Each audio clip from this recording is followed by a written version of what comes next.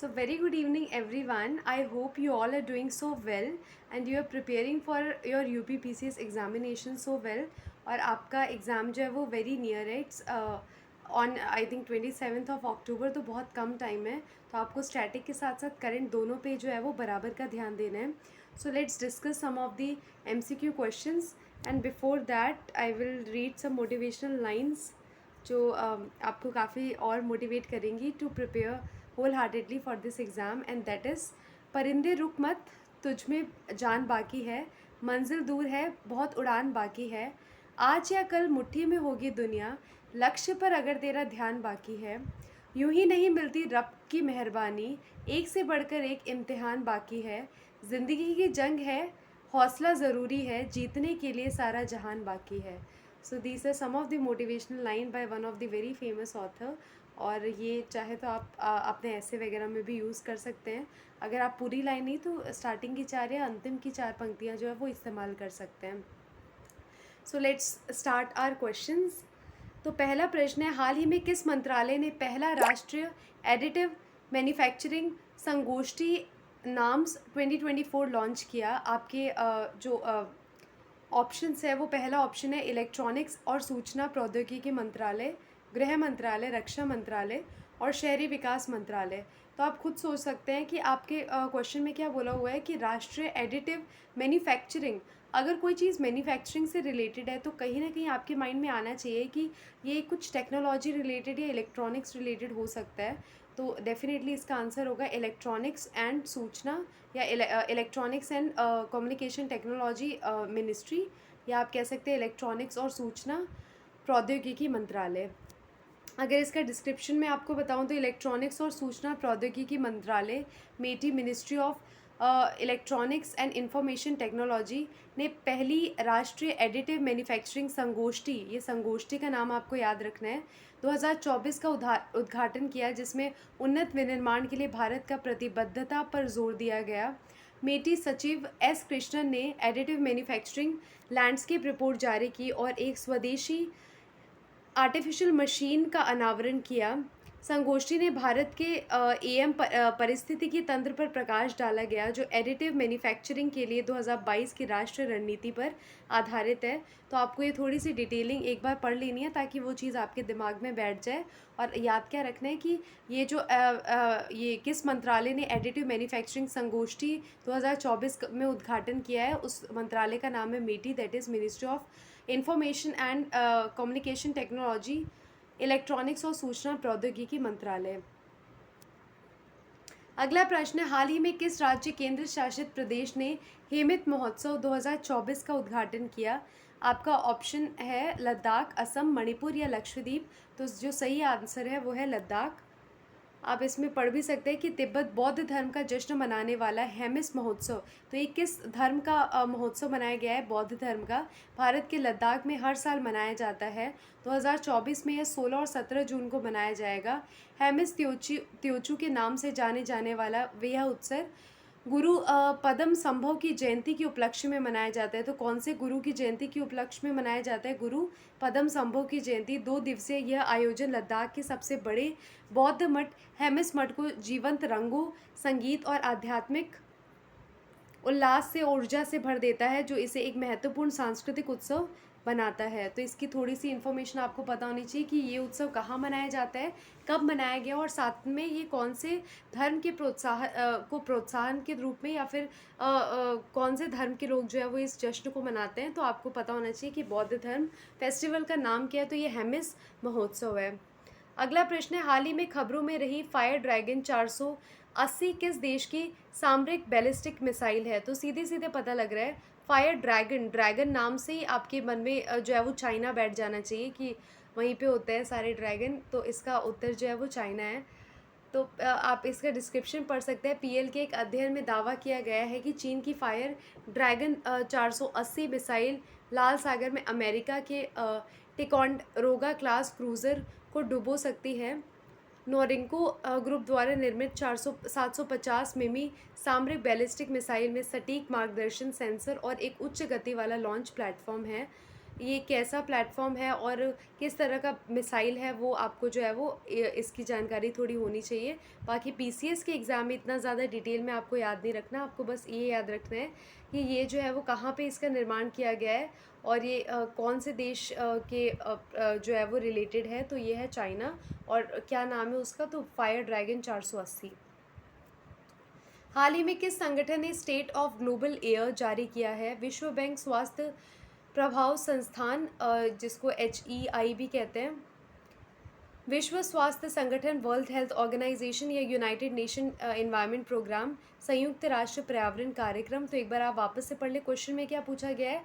हाल ही में किस संगठन ने स्टेट ऑफ ग्लोबल एयर, तो ये कौन सा मंत्रालय? स्वास्थ्य प्रभाव संस्थान। तो ग्लोबल एयर की बात की गई है, तो थोड़ा सा हमें हिंट मिल रहा है कि स्वास्थ्य मंत्रालय हो सकता है।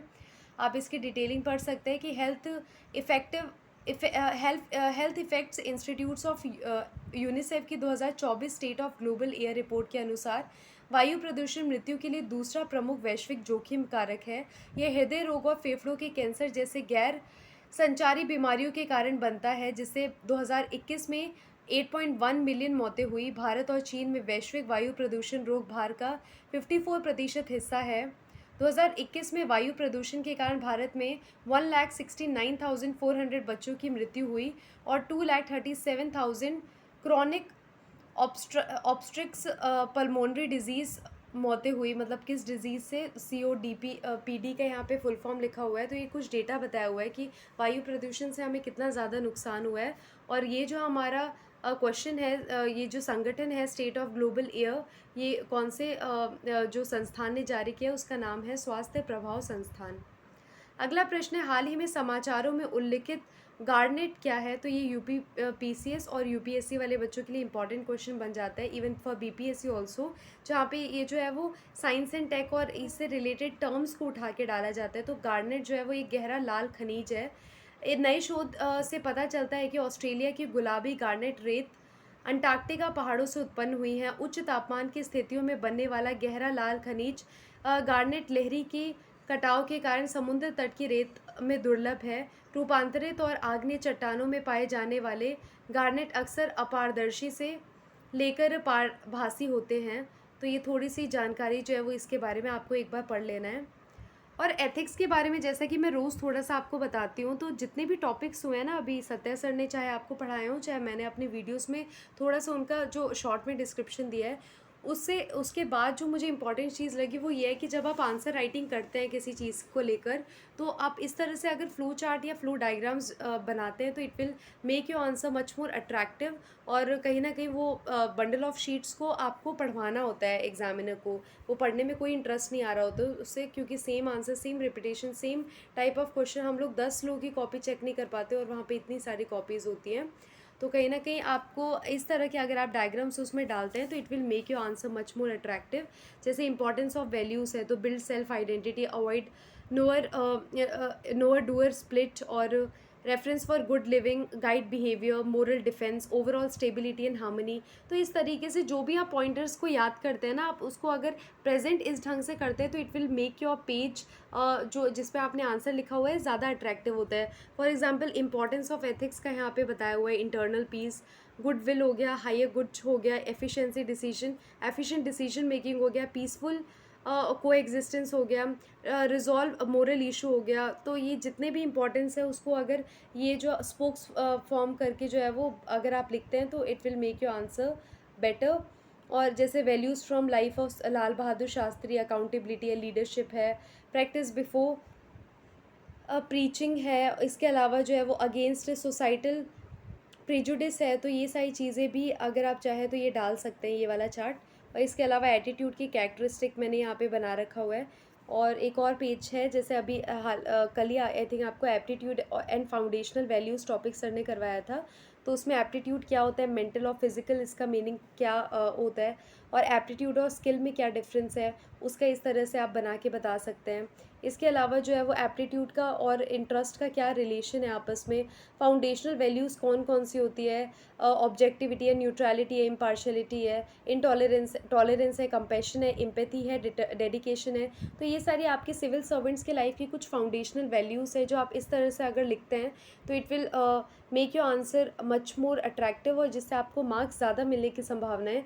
सिग्निफिकेंस ऑफ टॉलरेंस, अब सेम ही पॉइंट्स कहीं ना कहीं हर बंदा लिख रहा होता है, specially if the question is theoretical in nature. शायद इसलिए जीएस के पेपर के मार्क्स में ज़्यादा फ़र्क नहीं रहता है, क्योंकि सब लोग कहीं ना कहीं क्वेश्चन की डिमांड को फॉलो कर लेते हैं और उस तरह का आंसर लिख लेते हैं। जो चीज़ आपके आंसर्स को डिफ्रेंशिएट करती है वो यही सारी चीज़ है कि how you are presenting your answer in your sheet. देखो प्रीलिम्स तो है, उसमें कोई नहीं देख रहा कि what is your knowledge, actual चीज़ वही है जो आप ओएमआर में करके आते हो और आपका कितना कट ऑफ आता है, और कितने बच्चे जो है वो उस कट ऑफ को पार कर पाते हैं या एटलीस्ट उस प्रीलिम्स को क्वालिफाई कर पाते हैं। उसके बाद मेन स्टेज में अगर आपको एग्ज़ाम क्रैक करना है ना, तो उसमें जो इंपॉर्टेंस रखता है वो यही है कि आप किस तरह से प्रेजेंट करते हैं, not even for mains, even for interview as well, कि आप कैसे बोलते हैं, आप किस तरह से अपने आप को किसी दूसरे के सामने रिप्रेजेंट करते हैं, जिससे आपकी बॉडी लैंग्वेज और सब कुछ चेक किया जाता है। अगर इंटरव्यू में बॉडी लैंग्वेज चेक करते हैं तो कहीं ना कहीं आपकी बॉडी लैंग्वेज मेंस एग्जाम में आपके आंसर बुकलेट से झलक रही होती है। आप जैसे आपकी हैंड राइटिंग भी आपका